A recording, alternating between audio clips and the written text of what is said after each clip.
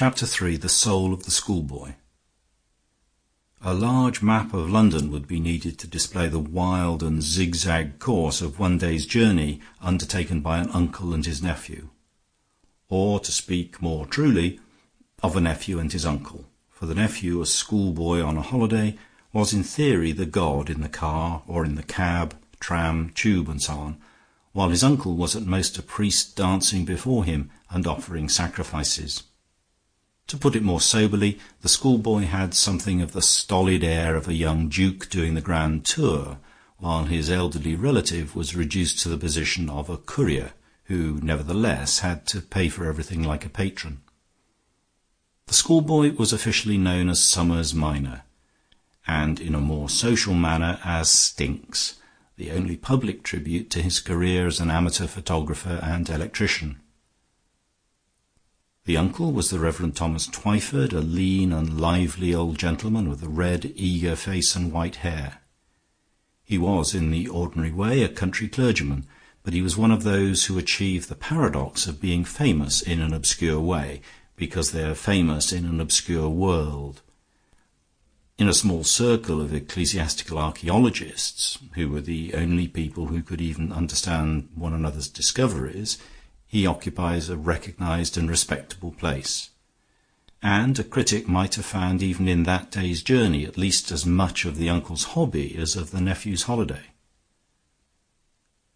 His original purpose had been wholly paternal and festive, but like many other intelligent people, he was not above the weakness of playing with a toy to amuse himself on the theory that it would amuse a child. His toys were crowns and mitres and croziers and swords of state, and he had lingered over them, telling himself that the boy ought to see all the sights of London. And at the end of the day, after a tremendous tea, he rather gave the game away by winding up with a visit in which hardly any human boy could be conceived as taking an interest. An underground chamber supposed to have been a chapel recently excavated on the north bank of the Thames, and containing literally nothing whatever but one old silver coin. But the coin, to those who knew, was more solitary and splendid than the Koh-i-Noor. It was Roman, and was said to bear the head of St. Paul, and round it raged the most vital controversies about the ancient British Church. It could hardly be denied, however, that the controversies left Summers Minor comparatively cold. Indeed, the things that interested Summers Minor and the things that did not interest him had mystified and amused his uncle for several hours. He exhibited the schoolboy's startling ignorance and startling knowledge of some special classification in which he can generally correct and confound his elders. He considered himself entitled, at Hampton Court on a holiday, to forget the very names of Cardinal Wolsey or William of Orange, but he could hardly be dragged from some details about the arrangement of the electric bells in the neighbouring hotel. He was solidly dazed by Westminster Abbey, which is not so unnatural since that church became the lumber room of the larger and less successful statuary of the 18th century. But he had a magic and minute knowledge of the Westminster omnibuses, and indeed of the whole omnibus system of London, the colours and numbers of which he knew as a herald knows heraldry. He would cry out against a momentary confusion between a light green Paddington and a dark green Bayswater vehicle, as his uncle would at the identification of a Greek icon and a Roman image. "Do you collect omnibuses like stamps?" asked his uncle. "They must need a rather large album, or do you keep them in your locker?" "I keep them in my head," replied the nephew with legitimate firmness. "It does you credit, I admit," replied the clergyman. "I suppose it were vain to ask for what purpose you've learned that out of 1,000 things. There hardly seems to be a career in it, unless you could be permanently on the pavement to prevent old ladies getting into the wrong bus. Well, we must get out of this one, for this is our place. I want to show you what they call St. Paul's Penny." "Is it like St. Paul's Cathedral?" asked the youth with resignation as they alighted. At the entrance their eyes were arrested by a singular figure evidently hovering there with a similar anxiety to enter. It was that of a dark, thin man in a long black robe, rather like a cassock, but the black cap on his head was of too strange a shape to be a biretta. It suggested rather some archaic headdress of Persia or Babylon. He had a curious black beard, appearing only at the corners of his chin, and his large eyes were oddly set in his face, like the flat, decorative eyes painted in old Egyptian profiles. Before they had gathered more than a general impression of him, he had dived into the doorway that was their own destination. Nothing could be seen above ground of the sunken sanctuary except a strong wooden hut, of the sort recently run up for many military and official purposes, the wooden floor of which was indeed a mere platform over the excavated cavity below. A soldier stood as sentry outside, and a superior soldier, an Anglo-Indian officer of distinction, sat writing at the desk inside. Indeed, the sightseers soon found that this particular site was surrounded with the most extraordinary precautions. I have compared the silver coin to the Koh-i-Noor, and in one sense it was conventionally comparable, since by a historical accident it was at one time almost counted among the crown jewels, or at least the crown relics, until one of the royal princes publicly restored it to the shrine to which it was supposed to belong. Other causes combined to concentrate official vigilance upon it. There had been a scare about spies carrying explosives in small objects, and one of those experimental orders which pass like waves over bureaucracy had decreed, first, that all visitors should change their clothes for a sort of official sackcloth, and then, when this method caused some murmurs, that they should at least turn out their pockets. Colonel Morris, the officer in charge, was a short, active man with a grim and leathery face, but a lively and humorous eye, a contradiction borne out by his conduct, for he at once derided the safeguards and yet insisted on them.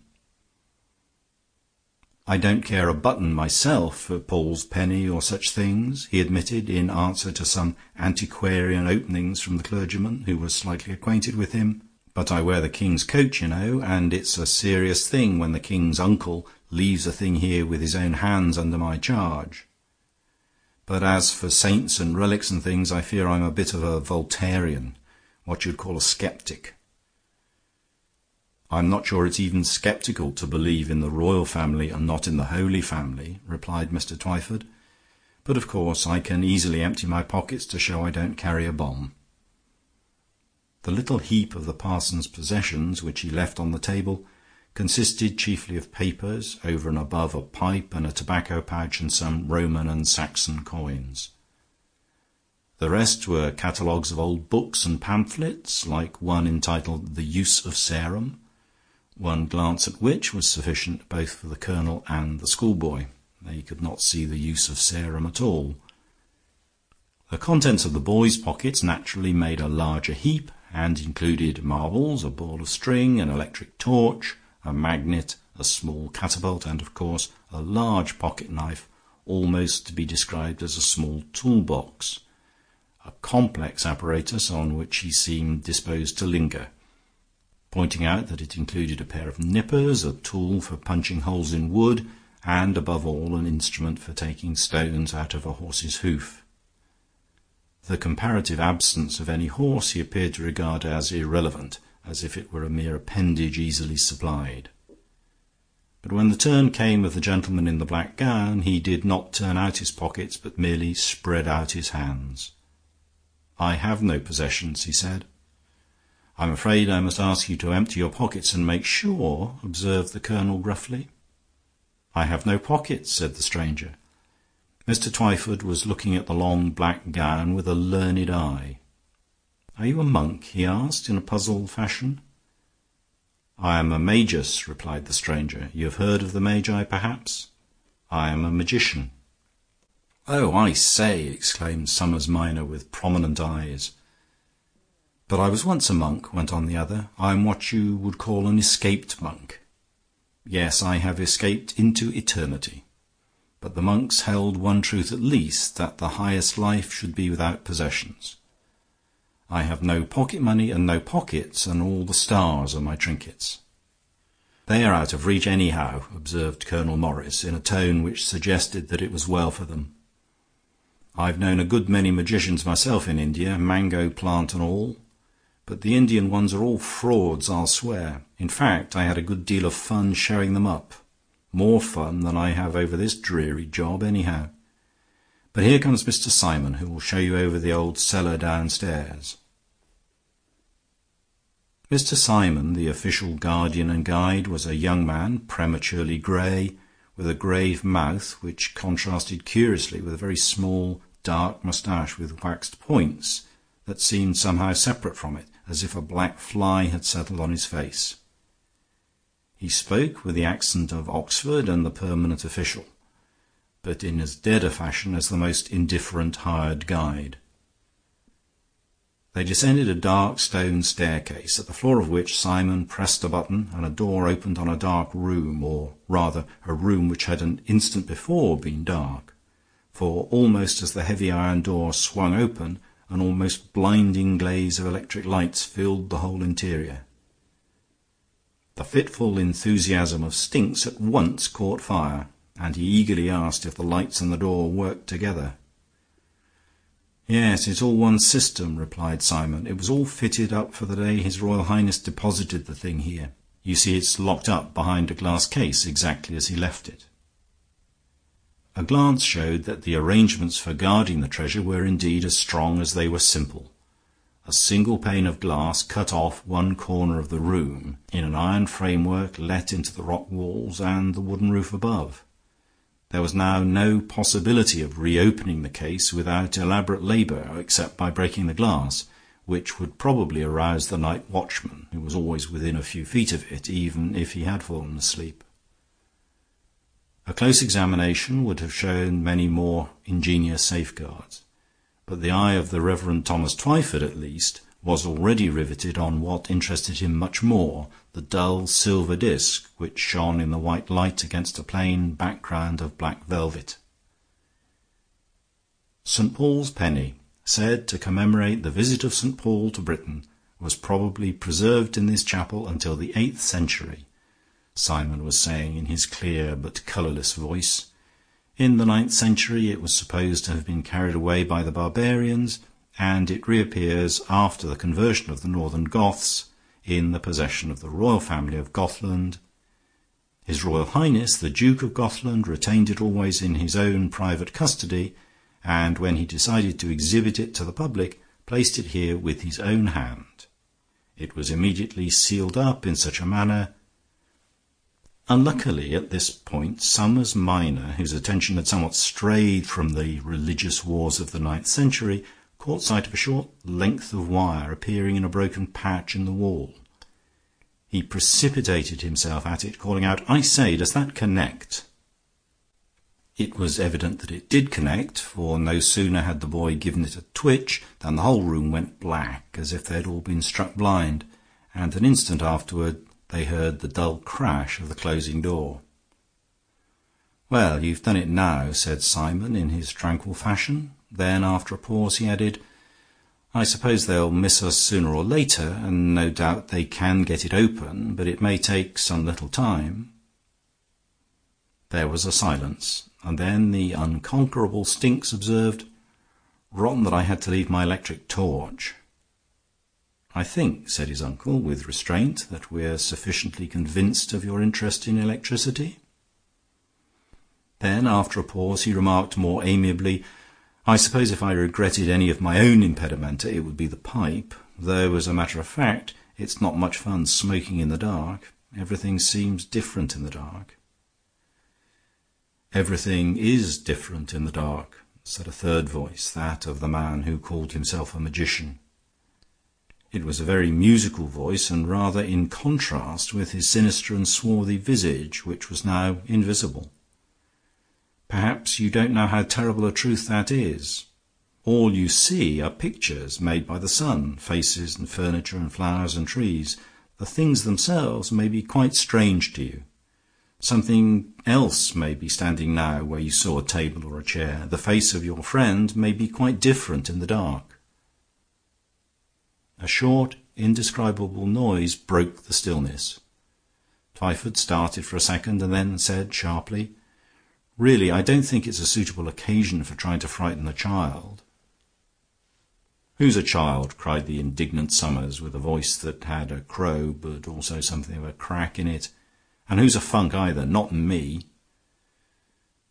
"I will be silent, then," said the other voice out of the darkness. "But silent also makes and unmakes."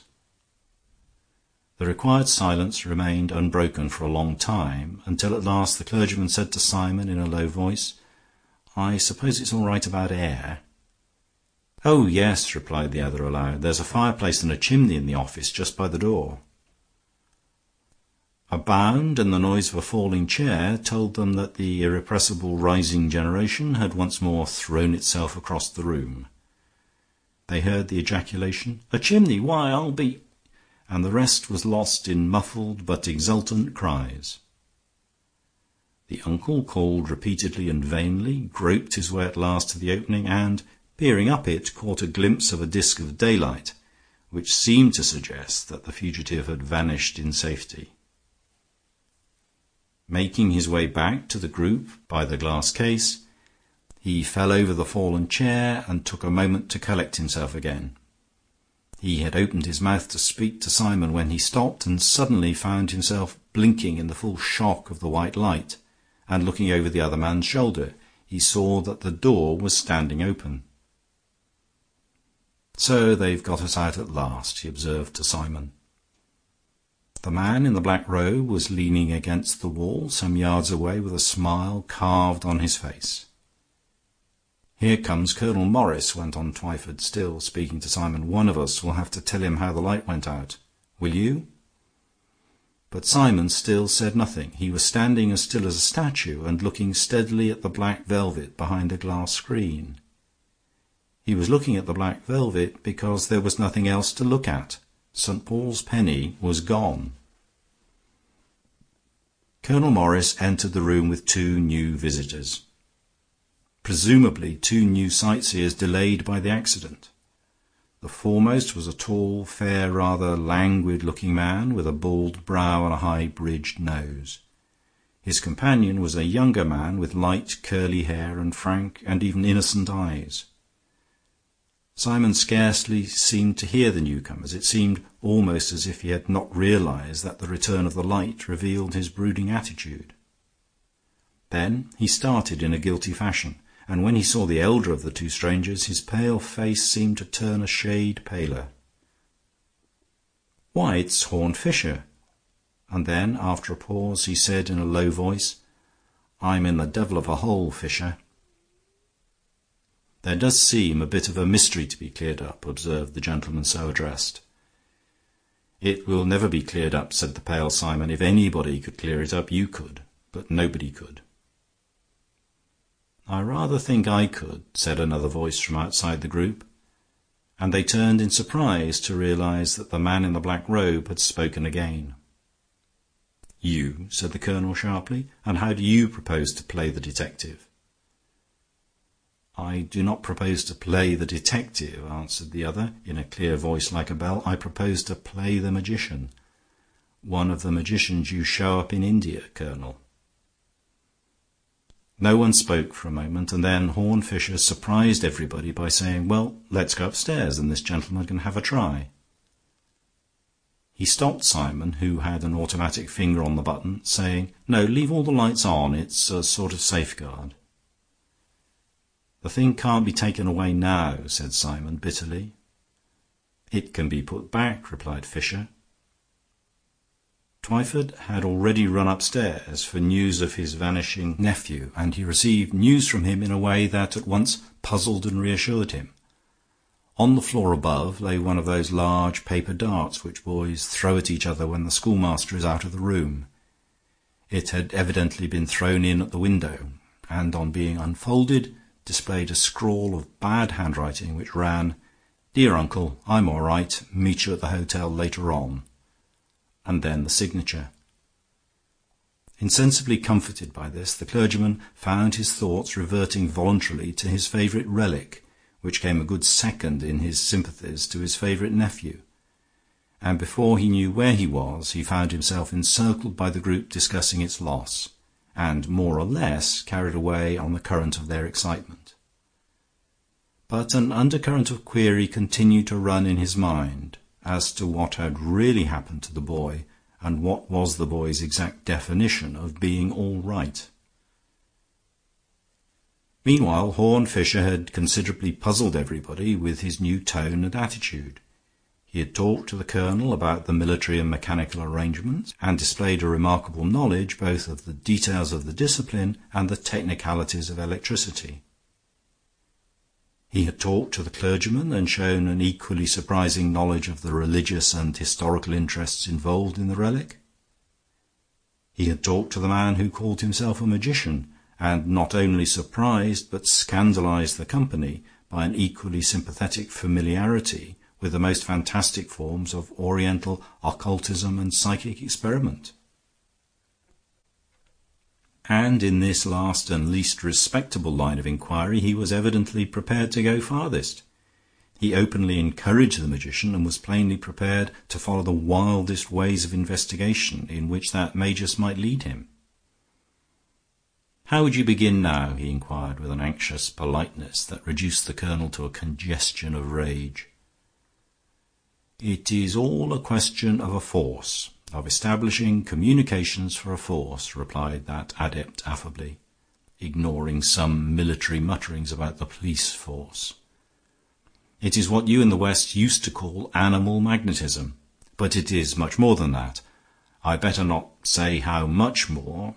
As to setting about it, the usual method is to throw some susceptible person into a trance, which serves as a sort of bridge or cord of communication, by which the force beyond can give him, as it were, an electric shock and awaken his higher senses. It opens the sleeping eye of the mind." "I'm susceptible," said Fisher, either with simplicity or with a baffling irony. "Why not open my mind's eye for me? My friend Harold March here will tell you I sometimes see things even in the dark." "Nobody sees anything except in the dark," said the magician.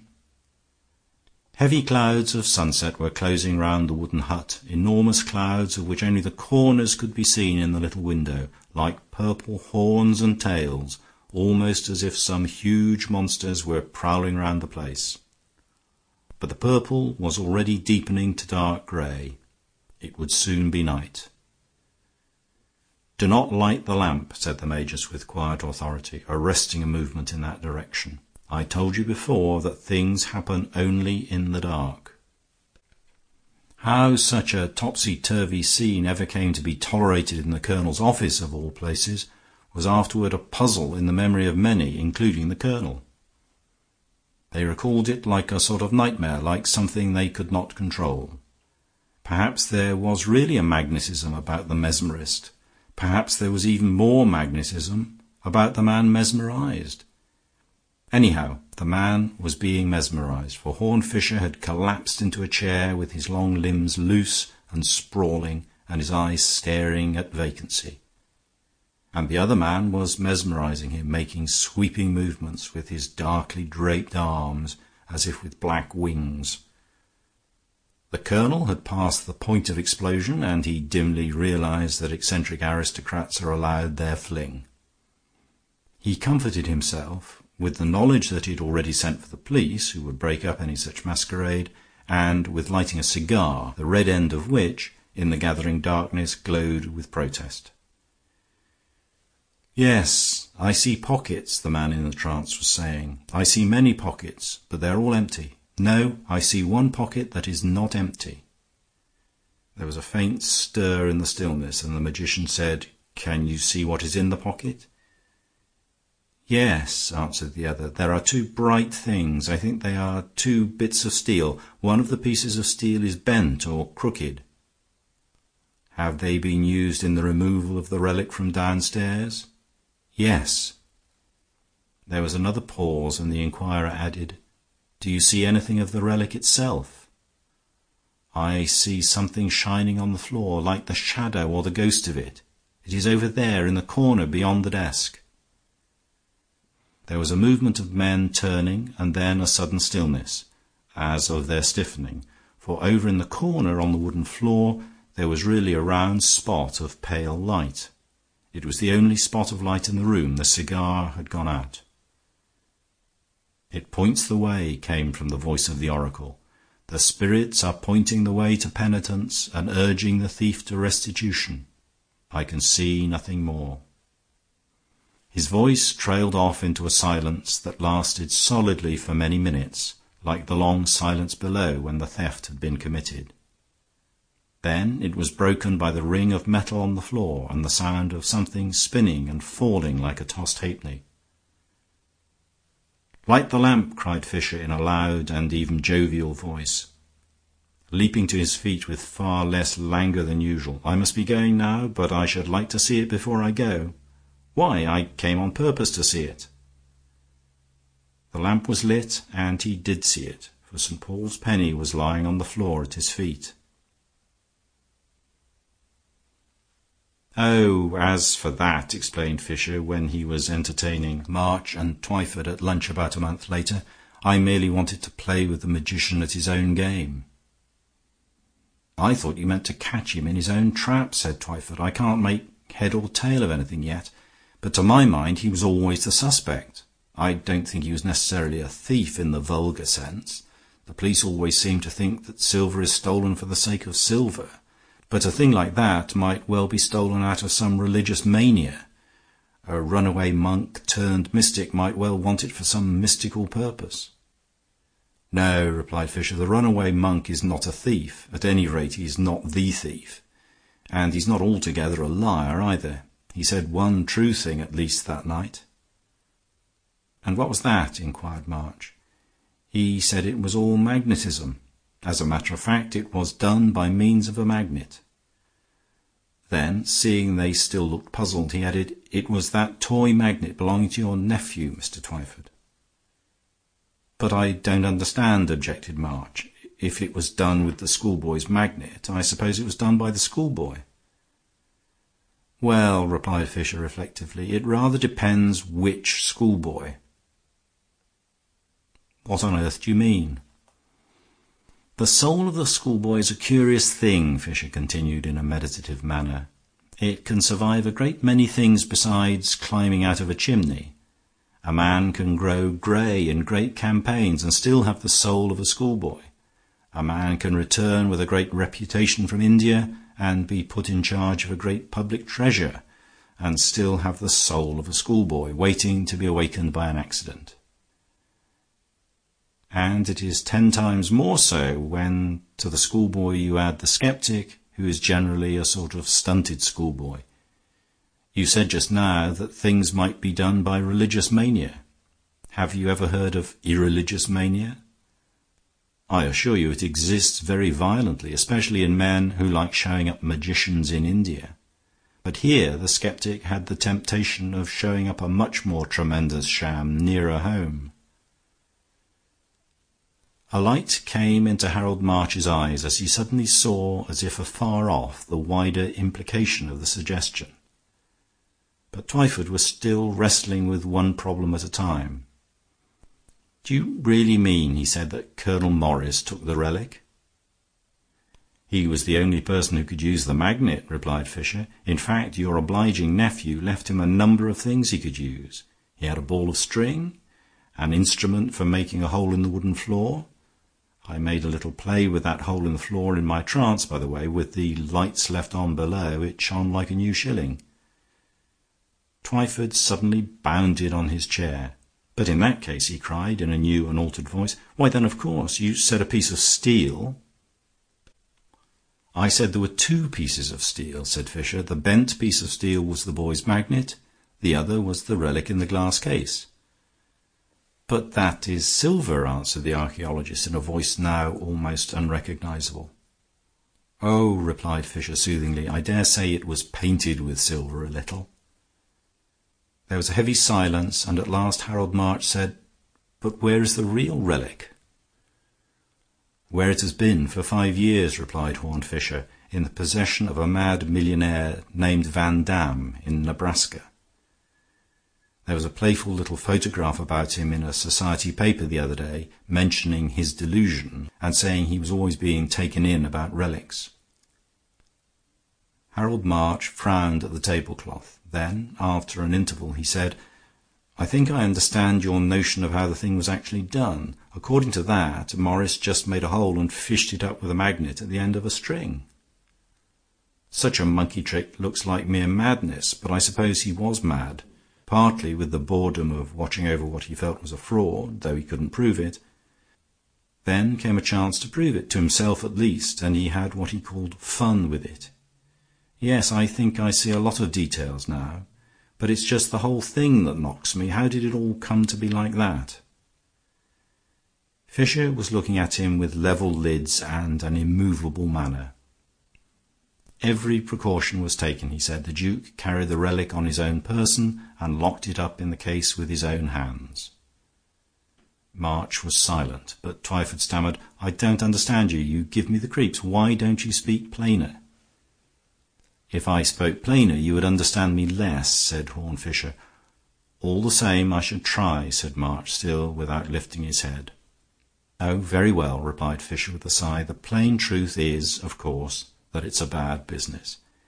Everybody knows it's a bad business who knows anything about it. But it's always happening, and in one way one can hardly blame them.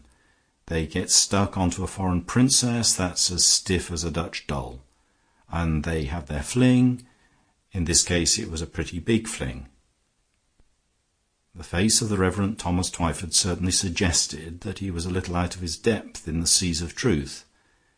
But as the other went on speaking vaguely, the old gentleman's features sharpened and set. "If it were some decent morganatic affair, I wouldn't say. But he must have been a fool to throw away thousands on a woman like that.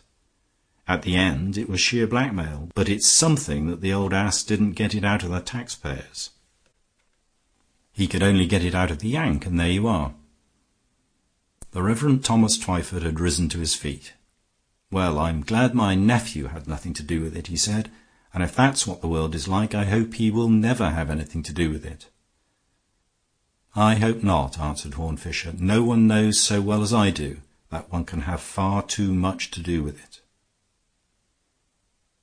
For Summers Minor had indeed nothing to do with it, and it is part of his higher significance that he has really nothing to do with the story or with any such stories. The boy went like a bullet through the tangle of this tale of crooked politics and crazy mockery, and came out on the other side pursuing his own unspoiled purposes. From the top of the chimney he climbed, he had caught sight of a new omnibus, whose colour and name he had never known, as a naturalist might see a new bird or a botanist a new flower, and he had been sufficiently enraptured in rushing after it and riding away upon that fairy ship. End of chapter.